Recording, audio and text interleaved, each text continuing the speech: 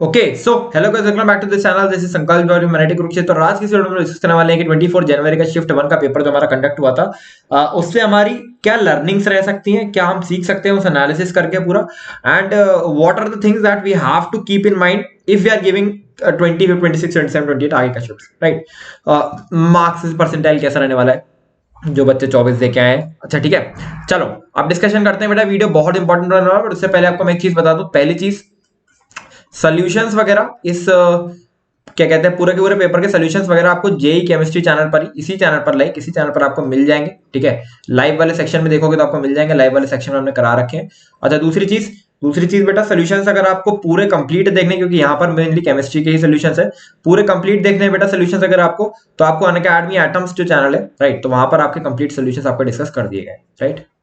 ठीक है, अच्छा पहली चीज। दूसरी चीज, आज शाम को जितने भी बच्चे 24 का एग्जाम देके आए हैं, आगे का एग्जाम देने वाले हैं, ठीक है, तो एक डिटेल्ड, बहुत डिटेल्ड एनालिसिस तो थोड़ी सी बातचीत हम लोग कर रहे होंगे यार अनअकैडमी के ऐप पर, ठीक है। तो देखो मुझे भी मालूम है लास्ट के समय में तो बहुत ज्यादा पढ़ाई तो कुछ कर नहीं रहे होगे, और आखिरी दिन में पढ़ाई करने से कुछ हो जाएगा, तो यहाँ पर आ जाना। ठीक है, सेशन का मैं लिंक डिस्क्रिप्शन में दे दूंगा, फ्री क्लास होगी, फ्री स्पेशल क्लास है। और अगर आपको सेशन का लिंक क्लिक ना हो रहा हो ना, तो अनअकैडमी पे सर्च कर लेना संकल्प जौहरी, तो आपको मिल जाएगा। जो लेटेस्ट सेशन है मेरा वो होने वाला है कितने बजे, टाइम याद रखना सब बच्चे, 9 बजे, राइट, 9 बजे। तो 9 बजे आज सब बच्चे आ जाएंगे। चलो डिस्कशन स्टार्ट करते हैं। सबसे पहले बात करते हैं फिजिक्स की। तो फिजिक्स यार हमारा, ठीक है, वैसे तो पर्सन टू पर्सन डिपेंड करता है, क्योंकि कुछ बच्चे बोल रहे हैं इसको इजी आया था, कुछ बच्चे कह रहे हैं मॉडरेट आया था। लेकिन अगर मैं एक एक एज ए एस्पायरेंट देखूं, तो एज एस्पायरेंट मैं एग्जाम के अंदर जाता और मुझे अगर दिखता कि 10 से 12 क्वेश्चन फॉर्मुला बेस्ड आए, डायरेक्टली फॉर्मुला बेस्ड है, जो कि थे भी, ठीक है, डायरेक्टली फॉर्मुला बेस्ड है, ठीक है, 10 से 12 क्वेश्चन, और इसके अलावा वेटेज बहुत अच्छी तरह से फॉलो किया गया है, weightage is followed very well. मतलब भैया जितने भी क्वेश्चंस आए हैं पूरी की पूरी फिजिक्स में आराम से डिस्ट्रीब्यूटेड थे, ऐसा नहीं था कि एक ही सेक्शन से बहुत सारे सवाल आ गए। ठीक है, और तीसरी चीज कि जो भी क्वेश्चंस आपके हार्ड भी आए ना, जिसको बच्चे कह रहे हैं कि हार्ड या मॉडरेट भी आए ना, भैया उसमें भी क्या था यार, उसमें भी जिस बच्चे को जेई लेवल का एक बेसिक नॉलेज भी है ना, तो भैया वो सवाल बना देगा।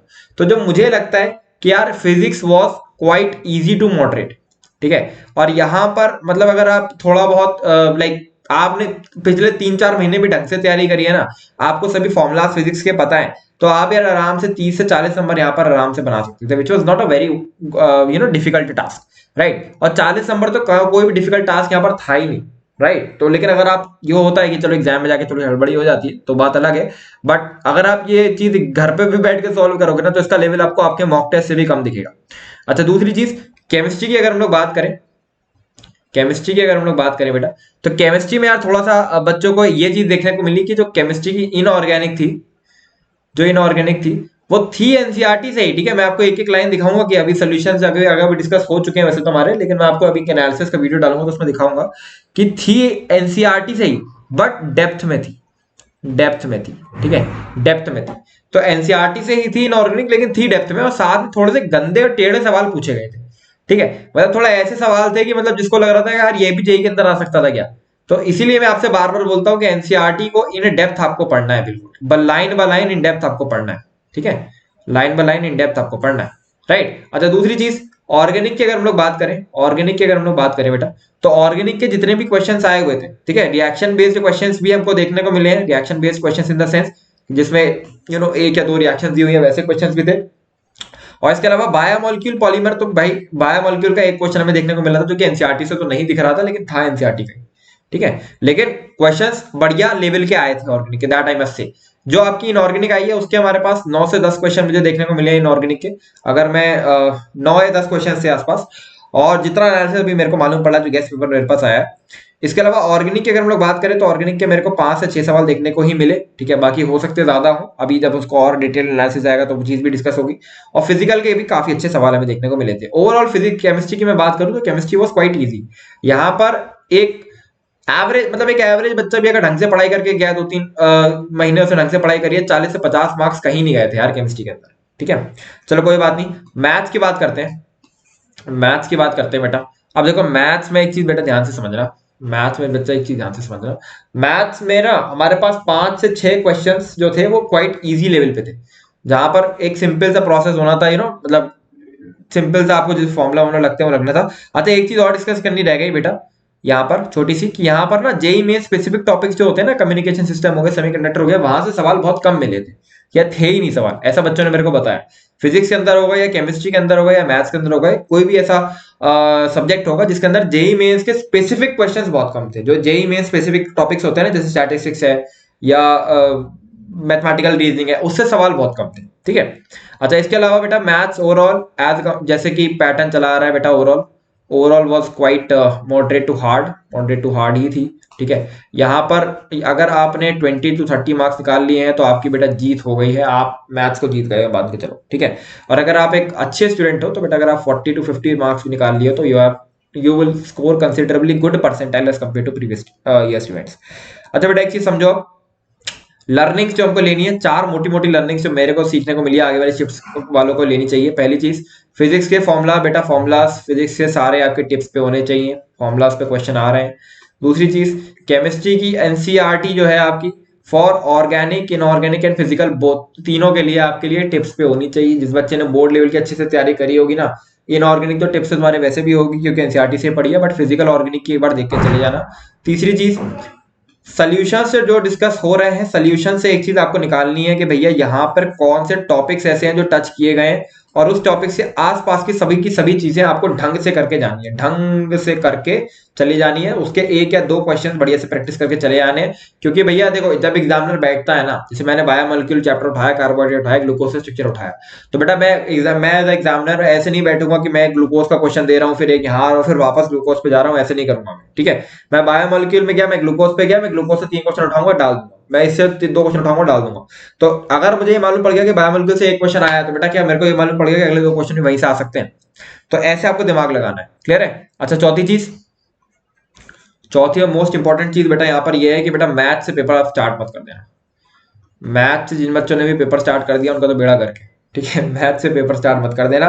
मैथ हमेशा की तरह हार्ड ही आ रही है, हमेशा की तरह स्ट्रैटेजी यही है कि यहाँ से आप 120 नंबर मिनिमम निकालो और मैथ से अपने 60 नंबर निकालो, बस 60 ही, सॉरी यहाँ पे 80 नंबर निकालो, 80 कह रहा हूँ, 40 नंबर निकालो। ठीक है। बस इसी तरीके की स्ट्रैटेजी इस बार भी रहने वाली है जो हम हमेशा से डिस्कस करते आ रहे हैं। राइट। तो ये 2-3 लर्निंग से। अच्छा, इसके अलावा बेटा अनअकैडमी वाली क्लास में जरूर आ जाना, वहां पर डिटेल एनालिसिस भी देखेंगे। इसके अलावा बेटा एक चीज और है, मार्क्स वर्सेस परसेंटाइल, बच्चे बड़े कंफ्यूज है भैया किस तरीके की रहने वाली है। देखो, मैं आपको ये एनालिसिस पिछले साल की शिफ्ट के हिसाब से बता रहा हूँ। यहाँ पर मैंने 2 फैक्टर देखे हैं, एक तो प्रीवियस ईयर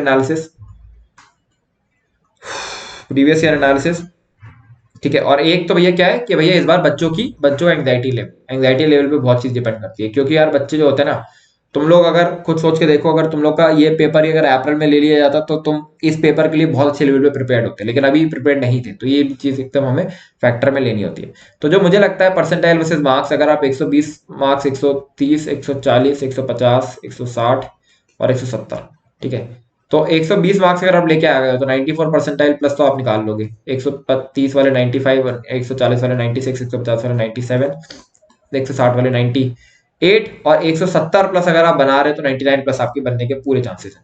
ठीक है। अच्छा, इसके अलावा बेटा जो 120 प्लस लेके आ रहा है ना, और अगर वो ईडब्ल्यूएस ओबीसी कैंडिडेट है तो बेटा आप एनआईटी कंफर्म कर चुके हो। ठीक है, कंग्रेचुलेशन। अच्छा, इसके अलावा जो 130 बना रहा है बेटा, उसके 95 परसेंटाइल कंफर्म है, और वो अगर एक जनरल कैंडिडेट भी है तो वो एनआईटी कंफर्म कर चुका है। ठीक है। तो कंग्रेचुलेशन अगर आप इतना करके आए, अगर आपको लग रहा है इतने बन रहे हैं, अगर आप जो इनिशियल सोल्यूशंस वगैरह देखें उससे। अच्छा, एक चीज और बेटा मान लेना कि जो अभी आपने सोल्यूशंस देखे, अगर आपसे उस सोल्यूशन से अगर आपके 130 नंबर बन रहे हैं तो इससे प्लस माइनस 10 मान के चलना है, क्योंकि सोल्यूशंस कभी कभी एक इनिशियल रिएक्शन में ही है, तो कभी कभी कोई वैल्यू गलत हो सकती है, कुछ गलत हो सकता है। तो जब तक ऑफिशियल पेपर ना आ जाए तब तक आप प्लस माइनस 10 मान के चलेंगे।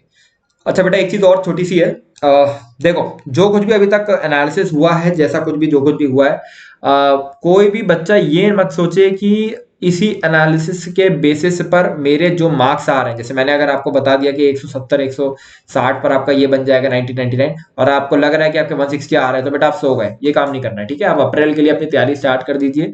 जो कुछ भी आपको लगा कि आप इस एग्जाम में कुछ वीक दिखे, इस एग्जाम में जो भी आपकी वीकनेस थी, 1-2 दिन आप बैठो और फिर अगले अगले अप्रैल के लिए आप एग्जाम की तैयारी अपनी स्टार्ट कर दो। बिकॉज क्योंकि देखो क्या है ना, अगर आप 99 भी बना रहे हो तो 99 से ऊपर भी बेटा कितने 10,000 बच्चे तो हैं, 8,000 बच्चे तो हैं। ठीक है, तो आप और ऊपर जाने की सोचिए, आप 93 की सीएस लेने के लिए सोचिए। हमेशा अपना एम तो क्या रखना है, हाई रखना है ना हमेशा। तो ये चीज का आप ध्यान रखिए। और उसके अलावा सोल्यूशंस वगैरह डिस्कस हो चुके हैं, मेरी अकेडमी की क्लास में जरूर आ जाना, वहां पर हम लोग और डिटेल्ड वे में चीजें डिस्कस करेंगे। So I think this is all from my side. और अपना टारगेट स्कोर कमेंट करना, संकल्प भाई साइनिंग ऑफ।